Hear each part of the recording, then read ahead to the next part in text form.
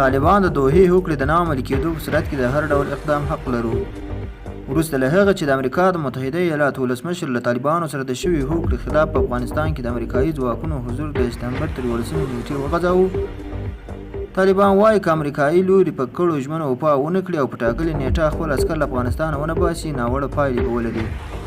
د طالبانو له لوري په خپرې شوې خبرپاڼه کې ویل شوي چې د امریکا له لوري په غیر مشروط ډول د ټولو عسکرو د ایستلو اعلان د افغانستان د قضیې د نظامي حل په نشتون اعتراف او له طالبانو سره د جګړې په نه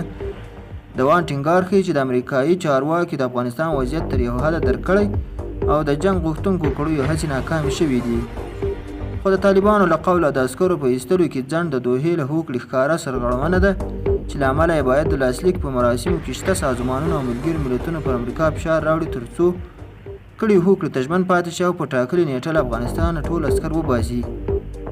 د طالبانو له قوله که چیرې بهرني عسکر په ټاکلې نیټه له افغانستانه ونوځي نو د هغوی په وړاندې د هر ډول اقدام کولو لاره به خلاصه شي چې د ناوړو پایلو مسؤلیت به یې د امریکا په غاړه وي. امریکایي چارواکي د افغانستان وضعیت تر یو حده درک کړی او د جنګ غوښتونکو کړیو هڅې ناکامې شوې دي. طالبانو د دې ترڅنګ د تور لیست نه ختمولو، پاتې بندیانو د نه خلاصون او د توافقنامې له لاسلیک وروسته د امریکایي لوري سرغړونو ته په اشارې ویلي چې پر امریکا باور نشي کېدای او هغوی کړو ژمنو ته ژمن نه دي. د طالبانو له قوله کله هم د اشغال د پای ته رسولو او د اسلامي نظام د حاکمیت له دعایو نه تیریږي او کله چې هم د بهرنیانو پوځي حضور پای ته ورسیږي نو طالبان ژمن دي چې د افغانستان قضیه له سیاسي لارې حل کړي.